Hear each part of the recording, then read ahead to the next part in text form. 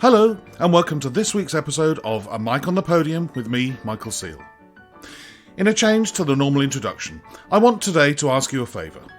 The podcast has gained a very loyal following, with downloads and listeners well above average, and it's even been added to the National Sound Archive at the British Library. It would be wonderful if more people got to hear about the podcast, and you can help by leaving a rating and review on Apple Podcasts.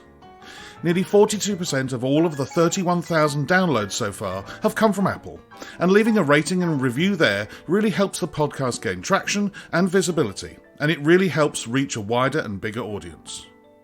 I'd appreciate your help, and thank you for being such loyal listeners. Today, I conduct a conversation with a Scottish conductor who's guest conducted all over the world and had title positions in both the Netherlands and the UK.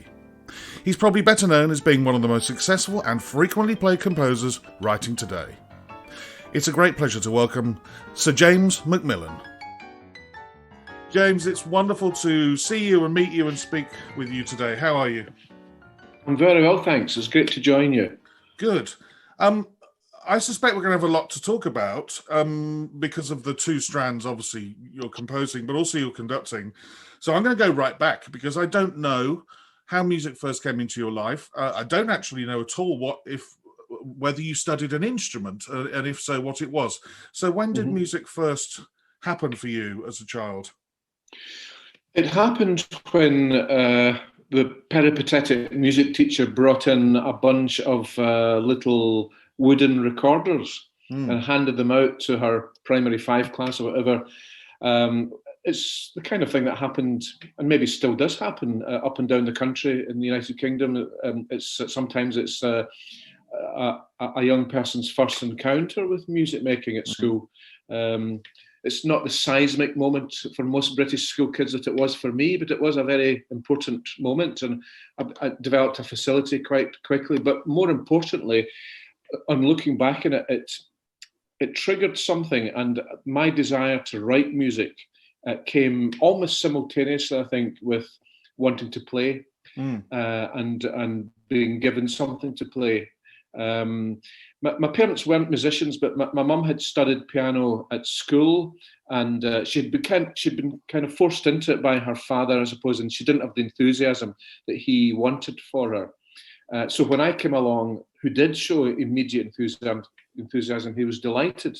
And my mother was able to, she talked about music a lot. She had a lot of her old music from school still in the house, including some Beethoven sonatas, piano sonatas, some Chopin stuff and so on. And I found all this, started to play it. I went to piano lessons. My grandfather was a coal miner in areas like the Ayrshire coalfields, similar to parts of the north of England and the Midlands and to West Lothian and Fife. It was a coal mining area, and the brass band tradition was very strong. He was a euphonium player in the local colliery bands, and he edged me that way. He got me my first cornet, took me along to my first band rehearsals in Dunmellington. So I was a trumpeter and cornet player for some time as a youngster. So with a bit of piano, trumpet and cornet. Also, you talk about those days, when I don't remember actually playing the recorder, but, I was given the chance to play the violin at the age of 9 or to learn the violin. But there were things like, going into school assembly once a day and there'd be an LP playing. It could be whatever. It could be some Beethoven. It could be some Grieg. And I think those days are gradually disappearing. And it's being, exposed to music at a young age, isn't it? And giving more people a chance to encounter it, get to know it, get to love it, maybe want to perform it, and in your case, maybe want to write it. That's right. And I know these things come in cycles, and people are always expressing an anxiety about music in the curriculum, music in schools. Are people hearing, are getting the opportunity to hear classical music as much as they used to be? Is classical music in a precarious situation? We've heard all these scare stories, and they're quite scary, of course. However, people have been talking about the demise of classical music for decades and decades, and it hasn't happened. No. And what happens is that it renews itself sometimes in unexpected ways. I mean, I'm always struck by the likes of Theodor Adorno, the great German musicologist and composer, who was talking about the demise of classical music, the end of classical music in the 1930s, because record players and the radios were now omnipresent. And in many ways, it was the radios and record players that saved classical music, or at least pushed it on to the next level. So while we are always anxious, and we should always be careful about dangers on the horizon for our culture, there are sometimes mysterious ways that a musical culture can reinvent itself or rebirth itself in some ways. And I think that's happening. People are talking about young people, for example, in the pandemic, in the lockdown, finding their own roots to classical music in ways that wasn't predicted. And if you look at some parts of the world that didn't have classical music until a few years ago, within our lifetime, look what's happened in China. Yeah. And in Venezuela with the whole El Sistema thing. These things are happening all over the world. That's right. At South Korea, I went there a few years ago, and it was a very young audience and full houses. I mean, you got me thinking also, that people are more and more encountering classical music, but in a different way. I just conducted a concert not so long ago to an almost full Royal Albert Hall of music from the history of Sony PlayStation. People are encountering their classical music, or their music.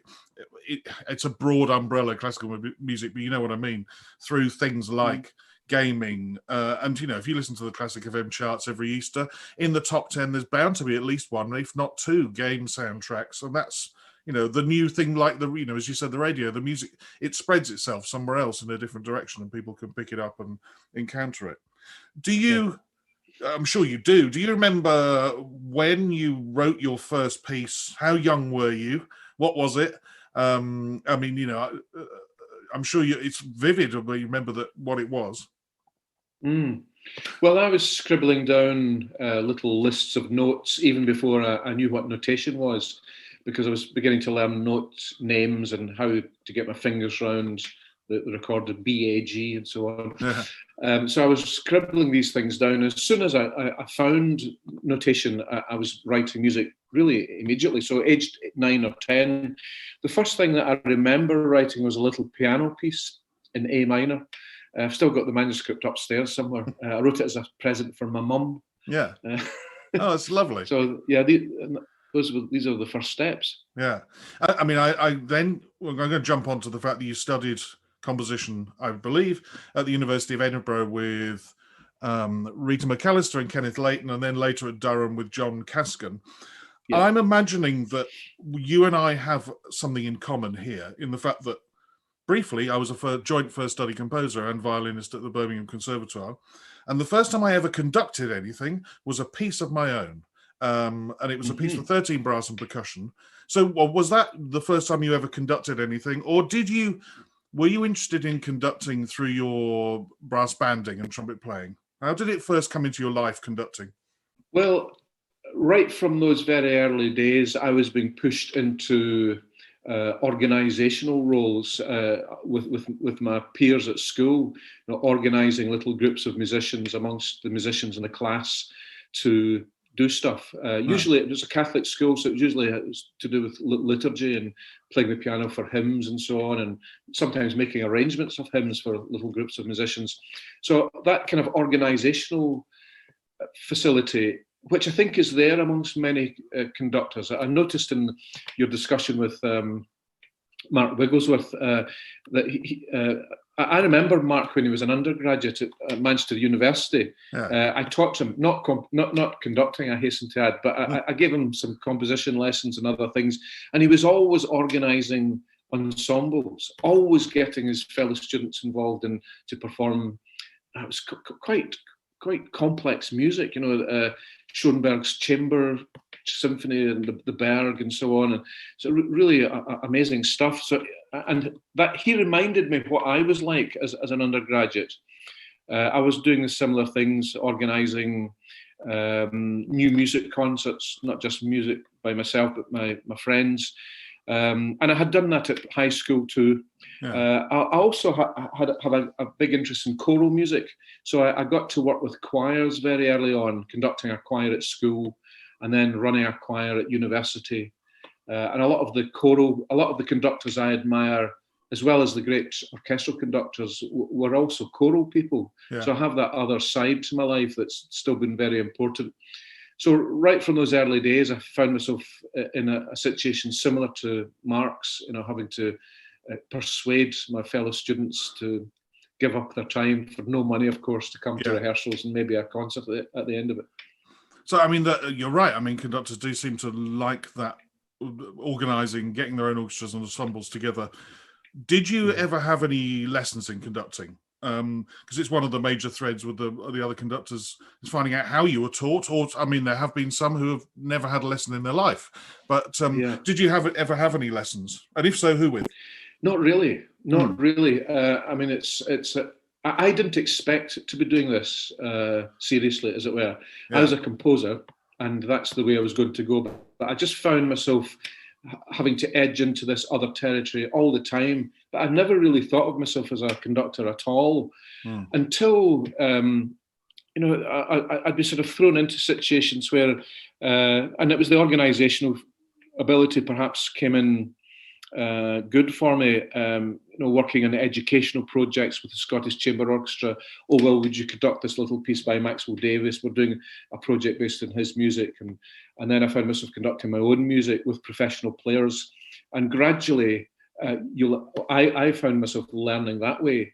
Yeah. One of the most important things that ever happened to me, which in a sense turned the tide and made me realise that I probably did want to be back on the podium more seriously, was after writing a piece for the proms, The Confession of Isabel Gowdy. I wrote it in 1990, and Yazimik Semiuk conducted it with the BBC Scottish at the 1990 proms.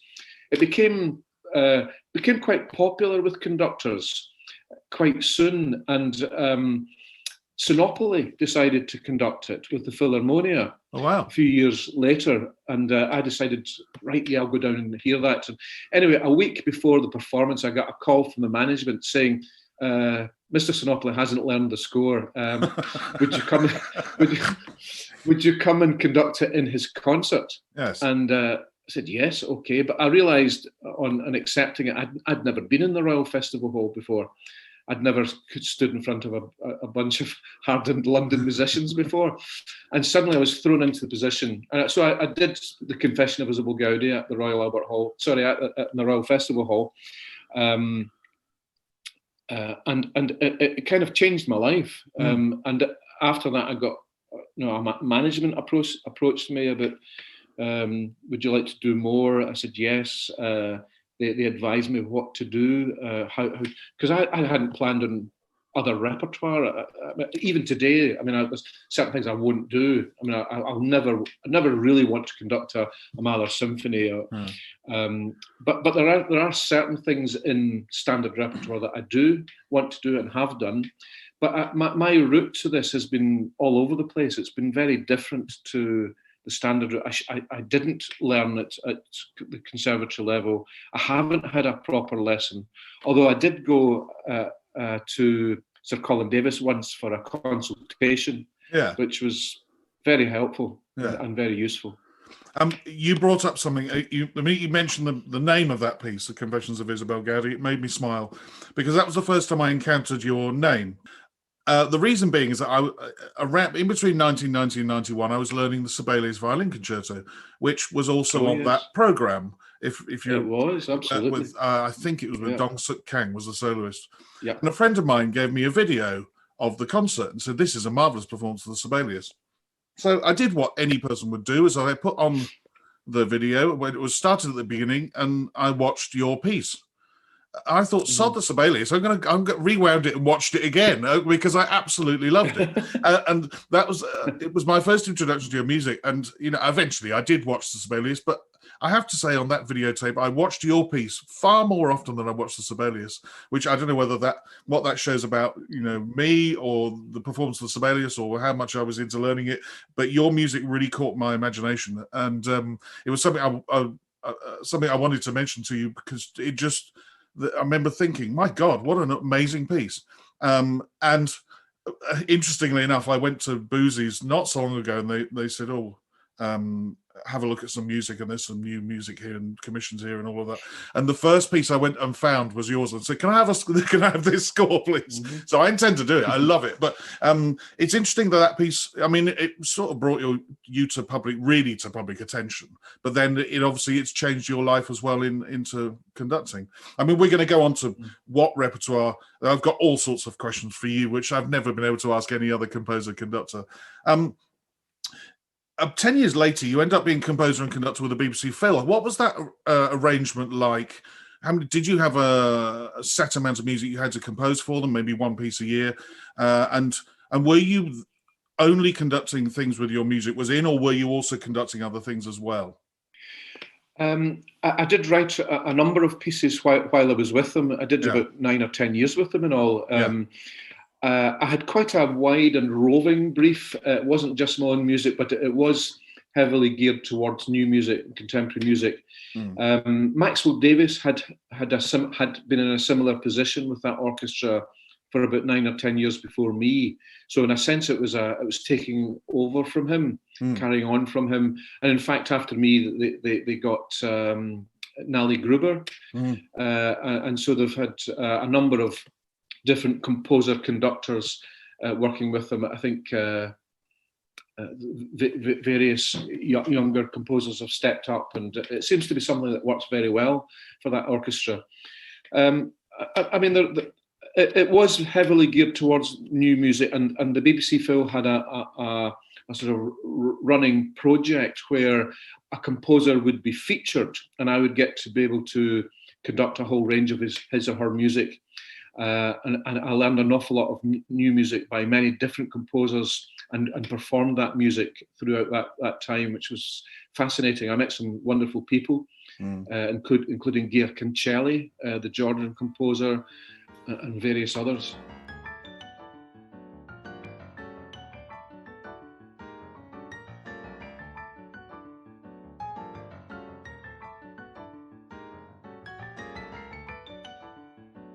It sort of brings up another question, which is about relationships. So, I mean, if you were there 8 or 9 years, you were obviously writing, you wrote them music every year. Does that mean that you ended up writing music specifically for the orchestra, knowing the personalities within it? But then also because you were conducting your music and other music like Cancelli's and whatever else, and you would have got to know some players, were they then speaking to you about conducting? You know, there's this whole symbiotic relationship. What was the relationship like with the players and your music and conducting? Yes, there was a lot of that. It wasn't one every year. But there were significant, quite substantial works I wrote for the BBC Philharmonic, including my Third Symphony.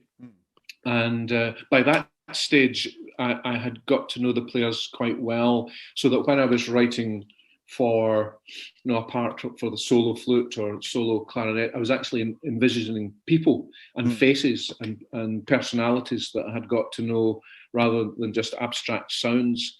So you're right, over a long period like that, you do get to know the players and you can fashion the music to suit the personalities and the individuals involved.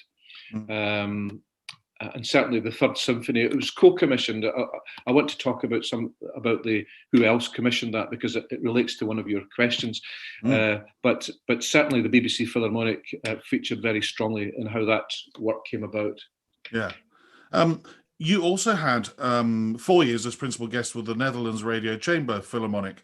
How did that come about? Had you been there and guested beforehand?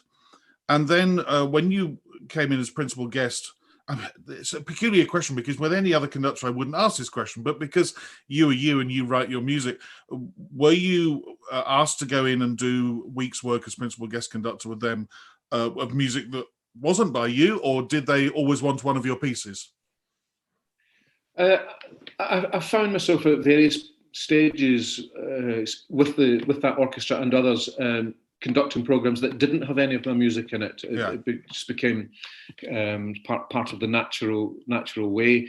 I'd say 8 times out of 10, though, there would be a work of mine. It seemed to be linchpin. Even if it was just as a little piece, a starting piece, an overture or something, it marked the concert with my stamp, as it were.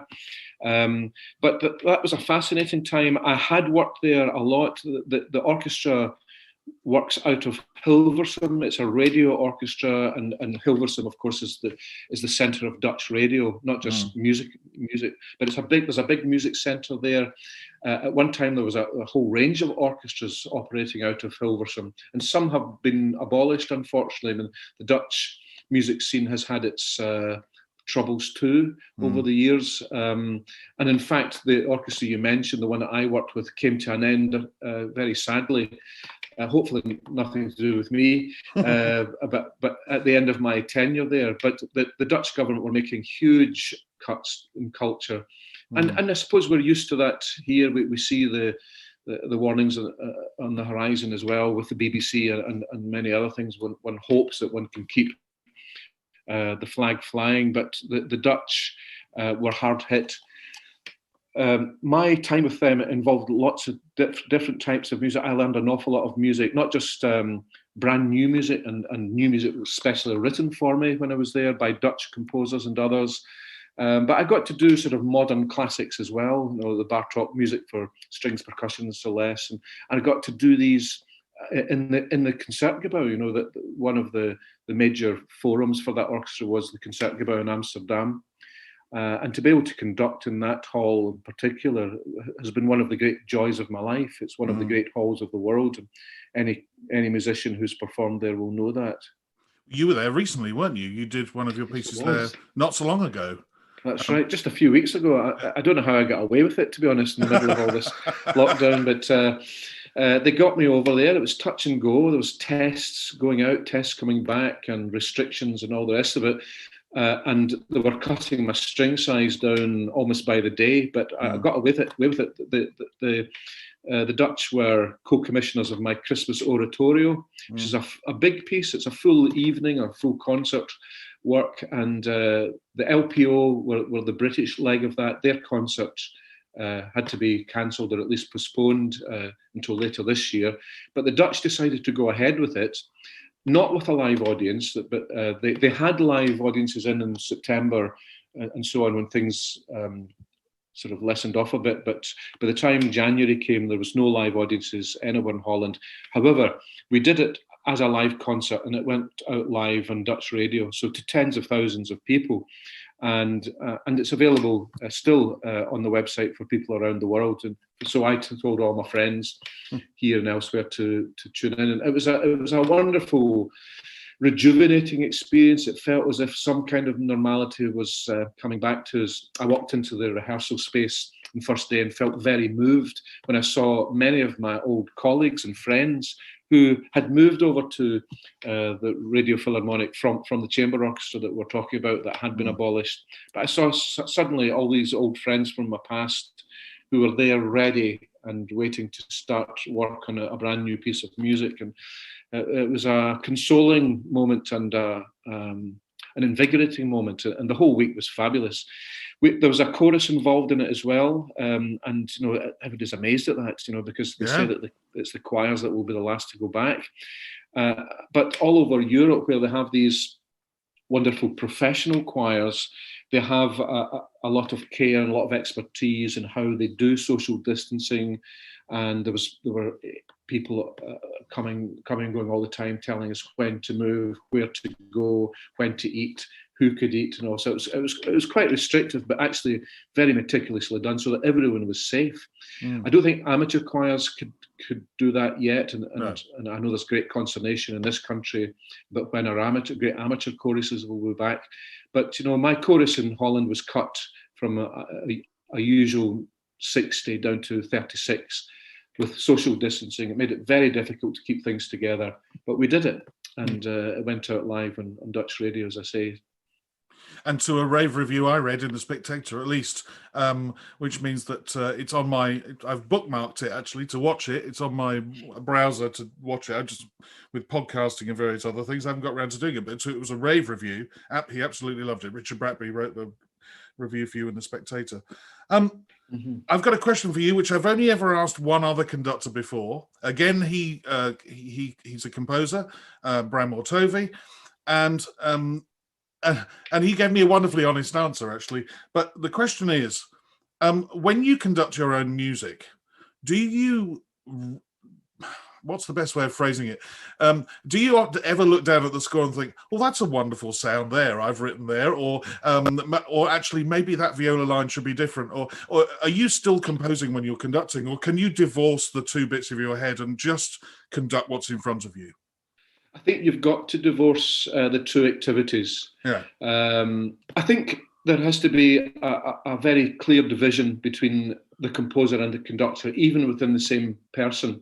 Yeah. And I'll come back to that in a minute. But I think the composer does learn by revisiting his old scores. And certainly when I go back to a work like The Confession of Isabel Gaudy, it's quite a strange experience. It's a bit like finding your old letters that you wrote when you were a young man or even a child, and recognizing, yes, you recognize the same person in those words or in those notes, but that life has changed.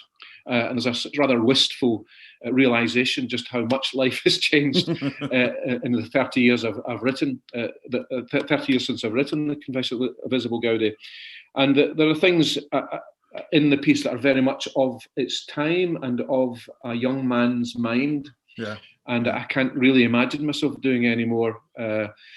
But I find that, when I write a piece of music, I get to the end and I put the double bar on, and it's music that has lived in my mind for months and months, sometimes up to a year. And so the mind or the soul holds a kind of structure in mind, a kind of panoply of ideas that's held in tension with all the other different elements for ages. And then when you get to the end, strangely and very mysteriously for me, everything just disappears. It's like waking up from a dream. Yeah. It's a very, very strange experience. It's a kind of necessary forgetting, because the compositional part of your mind moves on to the next task at hand, the next piece of music. One has to forget. But it's a very strange experience. It's like, as I say, waking up. And of course, when you do wake up in the morning, your dreams do tend to evaporate, or you're left with a very hazy memory of what was there. And so when I come to the score in preparation for a concert, I sometimes look at these scores and don't recognize them at all. I've lived with this music for months and months, where there was almost nothing else in my head. And yet I come to it as if a different person. And in many ways, that's a good way to be, because you've got to learn it from scratch. And it's like learning, when I pick up a score like the Christmas Oratorio we were talking about a few months ago, when I started learning, it did feel like learning a piece from the very beginning. And it's technically then it's a useful way to be, but it means that I'm aware of two very different minds, even personalities at work, rather schizophrenic situation to be in. The composer and the conductor is quite separate. I loved your analogy about looking back at old letters, because you obviously recognize what you wrote, you vaguely remember writing it, but the use of language will be different as you grow older, but also your handwriting changes as you grow older. Use of structure of sentences changes and all of that. I think it's a really good analogy. I mean, Bram Tovey was also talking about the little things, about the fact that, he would just keeping a tempo, he said, was difficult sometimes with his own music, because he was busy looking at the score. And I suppose, if you are going back to it now, trying to remember a dream or learn it that way, then you are going to be focused on the conducting element of it. Which leads to my next question. Is it easy to let go when you go and watch somebody else conducting one of your pieces? Because obviously tempos will vary and balances will vary, because they're going to look at the score in a different way. Once the baby is born, is it hard or easy for you to just go, well, off you go, somebody else now must look after the child for a bit? Yeah, well, I actually feel quite non-proprietorial about my music. Yeah. So I'm able to let it go. It is like having children, of course, but those children have got to be let loose in the world and to find their own way. And I'm delighted when I hear others take up the score and do it in sometimes very, very different ways. I've heard very many different interpretations of the same piece, but I'm at ease with that. Also, I've learned, having conducted the work of my colleagues through the years, living composers all over the world, that sometimes composers who don't let go, when they attend rehearsals, can cause anxiety amongst the performers. They can be too close to the music, and I've found when they interfere too much, sometimes literally getting over the shoulder of the conductor, Absolutely, yeah, and therefore in the faces of the musicians, it just causes consternation. And I thought to myself, I never really want to be like that. Yeah, it's not a good way to be. So I tend to sit back and let them go on with it, and offer hopefully the most constructive advice when asked, but not any time before. Yeah, I've done quite a lot of new music and premieres and things, and yeah, there have been on the occasions, the hand on the shoulder and pointing at things, and are you going to rehearse this? Well, yes, I will, but this isn't the time of the rehearsal to do that. I know that it's just popped into your mind, but let me do my job, and then I'll come back to you. I mean, the better ones, the ones that I enjoyed working with are, you do the rehearsals, and then at some point, when you think you've probably got about 15 or 20 minutes left, I'll go out and have a chat with the composer and say, right, is there anything that's really burning, really, that you're really, tell me all sorts of things that you can hear. But there is a process in the rehearsal where, you're going to let certain things slide because it might be human error, and you trust your orchestra, and then you want to hear it again, and then sometimes it fixes itself, but then after that second time, you want to rehearse it. What you don't want is somebody coming up and telling you after the first time all the time. You're absolutely right.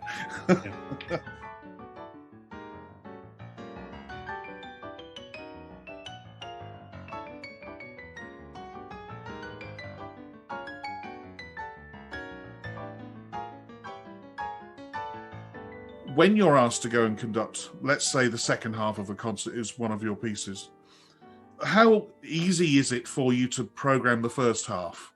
Do you have set pieces that you think go well with your music if it's a whole of the second half? You mentioned earlier on that you wouldn't want to conduct a Mahler symphony. Are there certain pieces you think, actually, I don't think that would ever go with my St. Luke Passion or with whatever?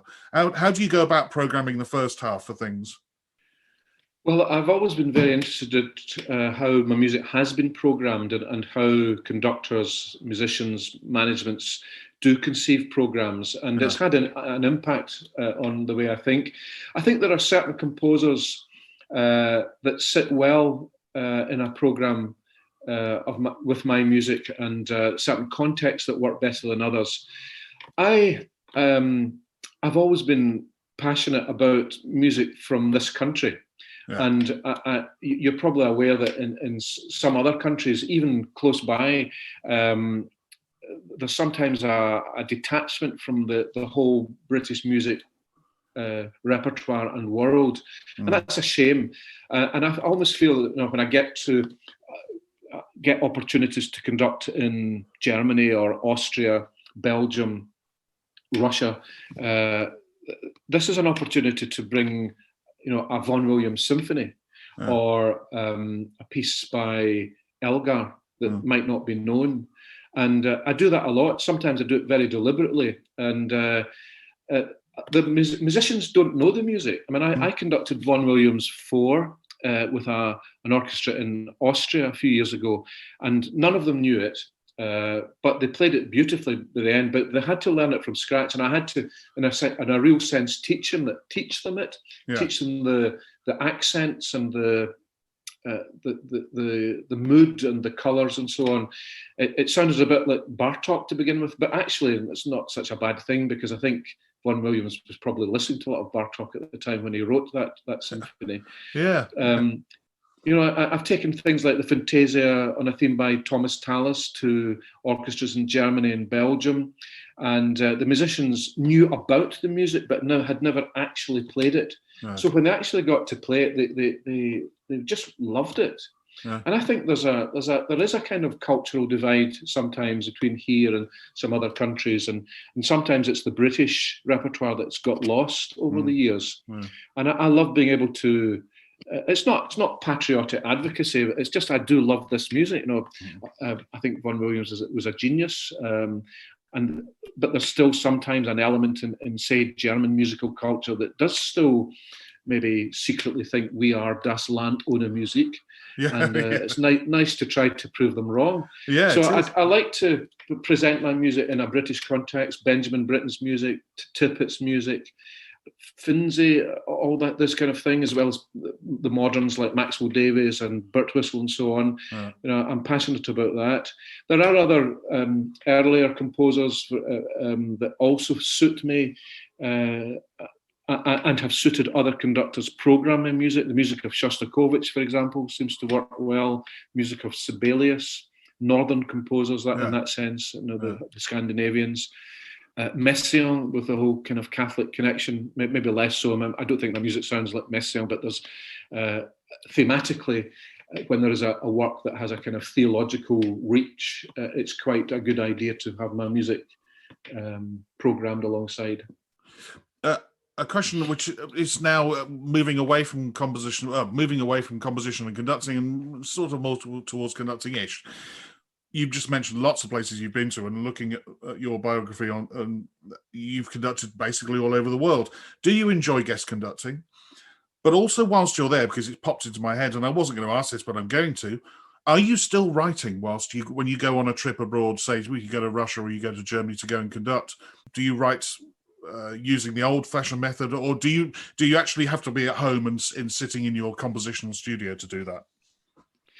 Well, it really depends on what stage of the piece has been written. Sometimes I am able to take work with me. Yeah. Sometimes I need to take work with me, and sometimes I even request that I have a dressing room in the hall where there is a piano. You usually expect there to be pianos in backstages, but it's not always the case. No. So you have to sort of make special arrangements. And it does mean that I can sometimes just stay on after the rehearsal and tinker away at something. Or I have been able to work in my hotel room all right. Yeah. It depends. If the work is at a certain stage, I can do that quite well, and the energy levels can continue. Other stages, if the work isn't particularly well advanced, I'm just too tired after a rehearsal to really settle back into composition.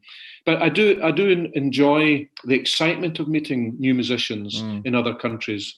Sometimes it's just wonderful. Sometimes it isn't. Sometimes it's the relationship doesn't work. And I suppose that's one of the great challenges of being a conductor. Sometimes it doesn't work, and you never really know when it won't work or when it will, and why it doesn't work. And even you come away from an encounter and you wonder why it worked and why it spectacularly didn't work. And I suppose it has to do with personality and that kind of group psychology that orchestras can frighteningly have. And you're never really aware of what it's like until you're up in front of them. Yeah, well, it's true. I mean, Barbara Hannigan talks of, having her first bad experience and ringing up Simon Rattle and Vladimir Yarovsky and asking, how do I cope? And they just laughed and said, we all have them, Barbara. We all have bad weeks. It's just, learning from it and then moving forwards. But it's most important that you be yourself, and there'll be enough people out there who love what you do and getting on with it. Yeah.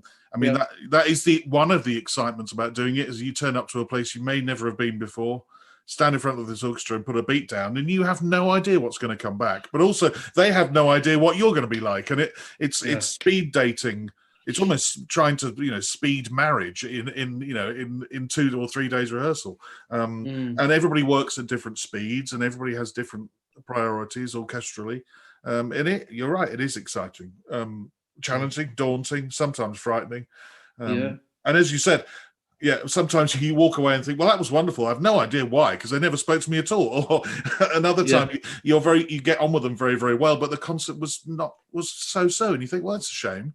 And sometimes that can be devastating in the moment, and it's something you've got to learn over the years, just not to beat yourself up about it, and maybe not to linger on it as one can sometimes with one's faults and.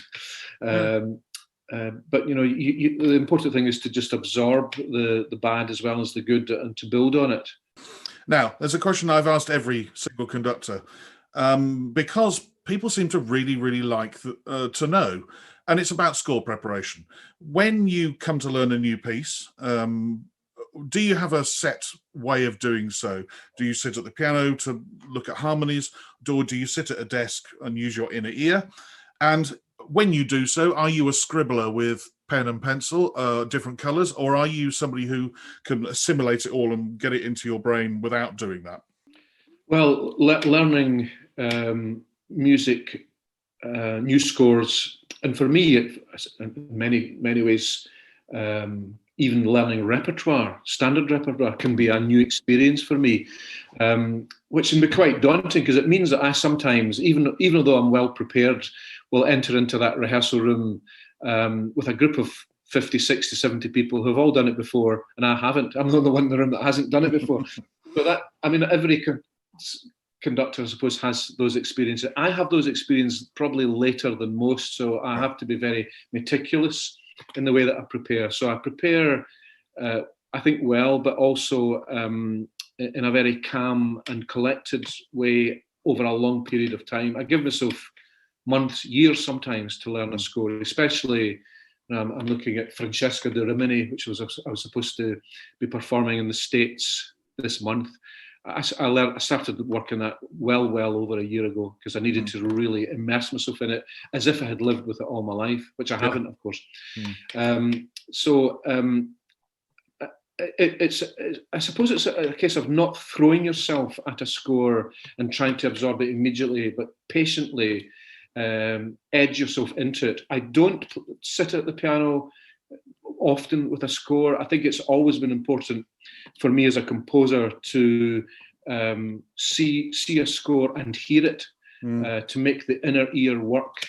When you were asking earlier about how I write music, I do use paper and pencil, but more so I've missed out on the whole Sibelius technological advancement, which can sometimes be a detriment, but actually can sometimes be an advantage, because these playback systems can sometimes give you a very, very wrong impression of what you're learning. But so can playing a piano. I mean, if you're learning an orchestral score, or even writing an orchestral score, or learning a choral work, or writing a choral work, the last sound that you want in your mind is that of a piano. So you have to rely on that muscle, which is the inner ear. And I've always thought of it as a muscle that had to be trained over a lifetime to hear it by looking at it. And that's a good lesson for composers as well as it is for conductors. So living with the score silently, because it's in the silence of one's own thoughts that music begins, of course. But I think also for a conductor, it's in the silence of that deep engagement with the written page that the deep interaction begins and emerges and develops. And do you scribble thoughts down during the, let's say, 12 months or more that you might be with a score? I mean, I know I do. I'm a big scribbler of ideas and thoughts and bowings, and I use different colours, which mean different things to me. Are you a writer in your scores? I scribble things. It's mainly aide de memoire that will help me communicate immediately, or make me remember things in the immediacy of rehearsal and performance.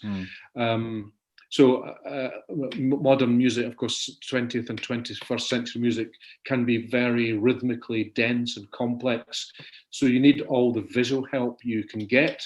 Yes. And sometimes the score gives you that, but sometimes you need extra signs and signals just to make sure you're communicating rigorously and exactly what the players and the singers require. And sometimes that can be down to who's published a score and whether how they choose to write the time signatures down, can't it? Sometimes they leap off the page at you, and other times you're sort of, well, how many beats are in this bar? And you do need to write something to make it pop off the page at you. So yeah, publishers, make it clear. If you are fascinated by how a score is marked up, I've written an article on the subject, showing my own method and explaining how I go about the process of marking and learning a score. You can see this article, as well as other articles, bonus mini-episodes, interviews and videos by subscribing from just £5 a month to my Patreon page. If you decide to pay annually, you can even get a 10% discount over the year and join the discussion all about conductors and conducting at a discounted rate. The details are in the show notes attached to this episode, and it would be great to have more of you subscribing to this ever-growing supporters club. Now, back to my chat with Sir James MacMillan and the all-important 10 questions. James, it is 10 questions time, and as ever, I will start with the first two lumped as one. What sound or noise do you love, and what sound or noise do you hate? The sound that I love is the sound of silence. And about 5 or 6 years ago, my wife and I moved out of a very noisy city, Glasgow, just up the road, to this very remote part in the North Ayrshire countryside, which has become very conducive for my work. But of course, there is no such thing as silence, as John Cage has taught us. When I go out my back door, I hear lots of wonderful things in that emptiness. I hear birdsong, which is absolutely wonderful. I hear the sound of shepherds shepherding their sheep. It's just a magical thing sometimes, unless they're swearing at them. I also hear, at a certain time in the evening, the sound of owls just out in the woods here, which is the most haunting and beautiful, beguiling and kind of calming sound. And it can go on well into the evening. So those are the sounds that I love. The sound that I hate at the moment is the sound of my new puppy barking continuously. Like many in lockdown, we've acquired a new dog. It's a wonderful, little but fast-growing golden Labrador, and it seems to hit a mad patch every late afternoon. It goes on for a few hours, and it's hell on earth for a few hours. But I've been told that they get over that and calm down. Fingers crossed. Well, you just described my life. I live in the middle, not about a mile from the Cadbury factory in Birmingham. And our next door neighbours have had they bought a puppy, and it was a golden retriever or a golden Labrador. It was about 12 or 18 months ago. And around the same time every night, it has an hour's bark in the back garden. Not long afterwards, two owls start talking to each other because there's quite a lot of old trees near where we're in our back gardens. And the sound of those owls, I mean, I'm a night person anyway. If I'm stood at the back window having a cigarette at 1 a.m, and you can hear them chatting away to each other, these owls in the dark. It is very haunting. But yeah, around 6 o'clock, it's interspersed with a dog next door. And I read online not to shout at it, because I was recently. He's apparently shouting at it, and he makes it worse because it thinks if you're shouting, that he can have a shout, or he or she can have a shout. So, yeah. Wow. Middle of Birmingham is the same as rural Scotland. There we go. Next question. If you had 24 hours free, what would you spend it doing? Well, in lockdown, it's seeing my family, actually, because we're not allowed to travel and see them. My son got married a few years ago, and he and his wife have just had a little girl just before Christmas, and we just don't get to see her. So I would dash through to Edinburgh and spend at least 24 hours with them. Brilliant. Yeah, it's for all of those who've got new grandchildren or children, it must be so frustrating not to be able to see them. Not long now, not long to go. Yeah, absolutely. Number 4, you can have more than one. Who would be a favourite conductor of yesteryear? Well, remember earlier I said that I have this kind of double life as in the choral world. Yes. A lot of the music that I listened to and indeed fell in love with as a young musician was choral music. And I was more intrigued to begin with what choir conductors did. The orchestral conductors were always there, and I'll come to a favourite of mine when I was younger in a minute. But to me, a very important recording, I didn't know this man, but a recording I lived with for years and years as a youngster was George Malcolm's recording of the Tenebrae Responsories by Victoria. He made this recording. It's regarded as a very famous iconic recording in 1959. There's some great singers that went on to be famous singing with it. And of course, Westminster Cathedral, being the Catholic cathedral in London, they had this kind of very different sound to all the Anglican choirs. It was very continental, as I said, so it was very natural vibratos. Almost, I mean, a lot of the Anglican purists regarded it as bad taste to sing in Westminster Cathedral choir. It's a bit like the Sistine Chapel, where they all thought they were Pavarotti. But there's something absolutely thrilling about this performance. It's full of emotion, and it wouldn't be regarded as by the early music authenticists as something desirable, but I loved it. It was full of, it had something of the essence of the 16th century, but sort of drenched through Catholic 19th century opera world as well, which just made it very unique. So I loved anything that George Malcolm did. And George Malcolm commissioned Benjamin Britten's Missa Brevis for Westminster Cathedral Boys as well, and that recording is just magical. One of the first recordings of orchestral music, although it's actually opera, it made an impact on me.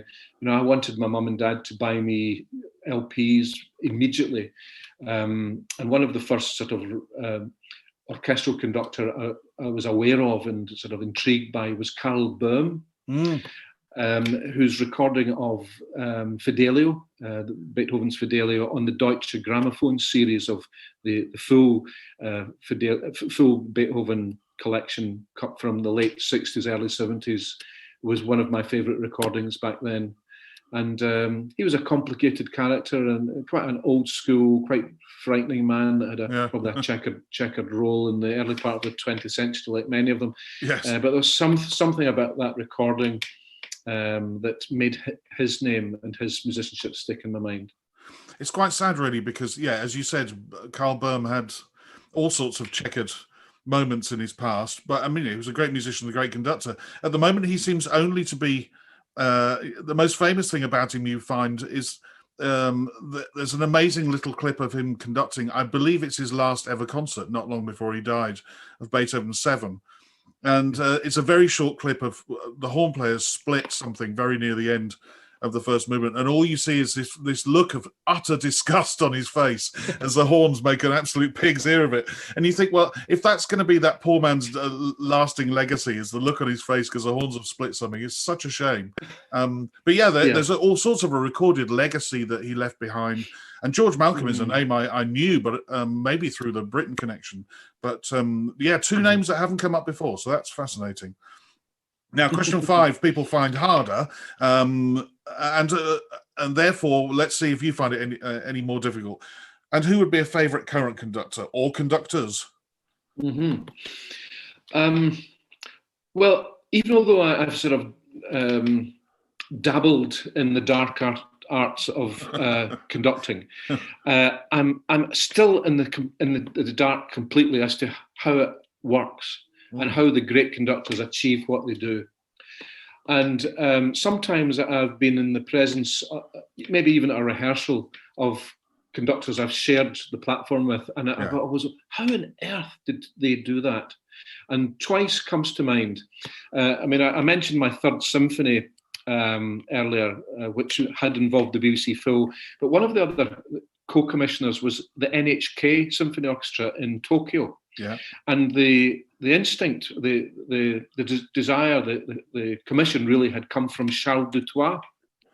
Yeah. So I've conducted the NHK a couple of times. They're a great orchestra, but I went out to Tokyo for his concert. He was going to conduct my Third Symphony, but in the rest of the programme were pictures of an exhibition by Mussorgsky and some Debussy or Ravel, I can't quite remember now. And I sat during his rehearsals, and I was just mesmerised at what he was doing. Yeah. This is an orchestra that is mostly associated with Germanic repertoire. It's what they do best, so they say. They had the Karajan connection and so on. So Beethoven, Wagner, Bruckner, Mahler is in their bones. Maybe not so much the French and the Russian stuff. And that's what he was doing. And he was getting this kind of shimmering string sound, especially from the violins, in the Debussy and also in the Mussorgsky, and I said, how on earth is he doing that? And I just couldn't work out who did it. I still don't know. And I even was crass enough to ask him afterwards, how did you do that? Shouldn't have bothered, actually, because I get no sensible answer from him. And maybe that's the point. Maybe even if they know how they're doing it, they won't tell you. But if I could bottle the essence of that, I could make myself a great conductor, and I could maybe even make myself a rich man by selling the secrets around. Yeah. So something about Charles Dutoit that absolutely mesmerised me in the times that I've seen him conduct. I've seen him conduct in the States as well. And the other person that did that for me was Jean-Andrea Nozeda in his early days at the BBC Philharmonic. I shared concerts with him, and I sneaked into his rehearsals, and there's especially one day he was working with the orchestra before the soloist arrived on the Four Last Songs by Strauss, and again he was getting these magical sounds, and I just don't know how he was doing it. Now those kind of flute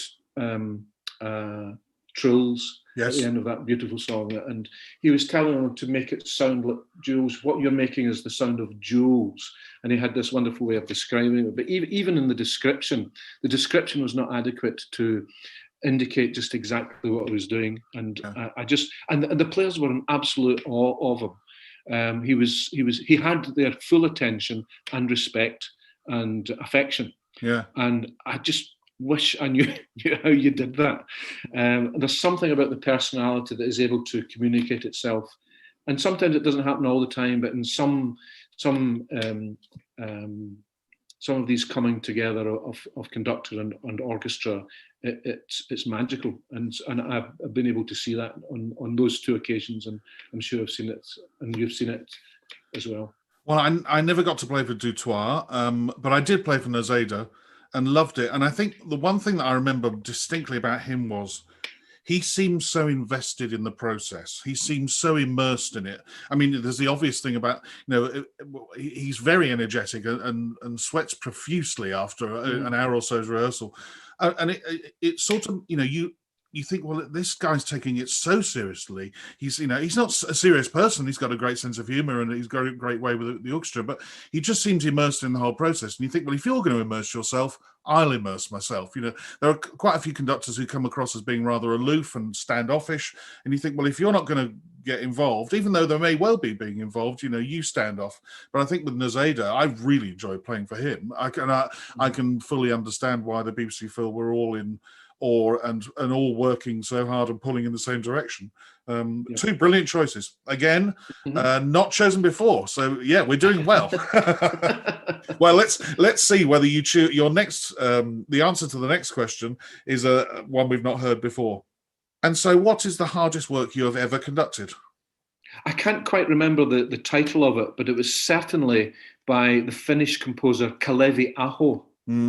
And it was with the BBC Philharmonic again. I got the opportunity to conduct a lot of my colleagues' music in concerts where there was a composer focus. And it must have been Kalevi Aho's turn, and we did a lot of his music.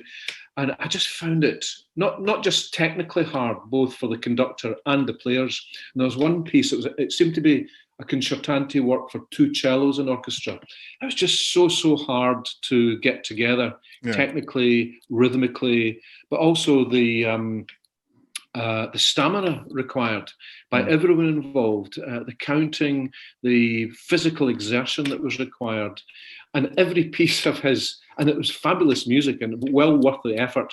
Every piece was like that. I was just utterly drained after.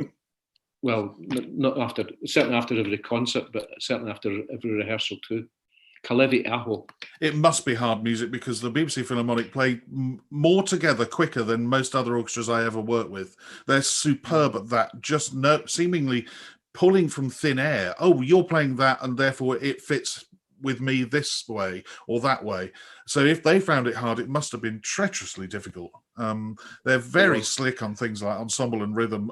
On the first read through, they are. So well, I shall look him up. Mr. Aho. Yeah, absolutely. When traveling abroad to conduct, what item could you not leave home without?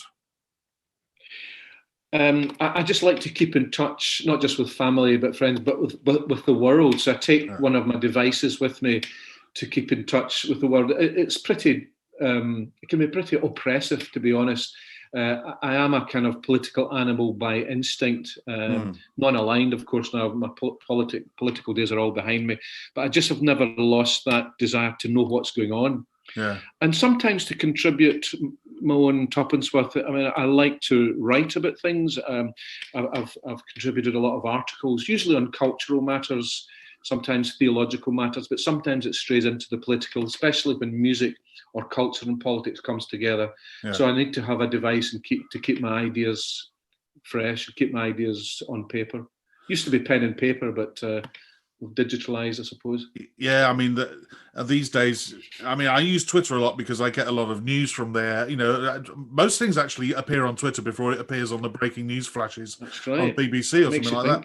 But then the problem with Twitter is that you can then get embroiled in some sort of political argument very easily and spend the rest of the day, you know, arguing the toss with some, you know, whoever. I'm afraid I succumbed to that and eventually decided to come off Twitter. I do have a Twitter account, but it's run by Boozy and Hawks, my publishers, and I don't say anything. I just found the temptation too much to sort of insert some kind of nebby comment about anything. It could be anything. You find yourself falling out with people for no good reason. Yeah, that's true. It is very true. Yeah. Number 8. What is the one thing you would change about being a conductor? Yes, I saw that. I'm a bit stumped, to be honest. I don't know if I can answer that question. Everything that you do as a conductor is necessary. But I've certainly spoken to some of my colleagues who are preparing for life where they won't travel as much. And part of that's a kind of ethical thing. Part of it is a safety thing.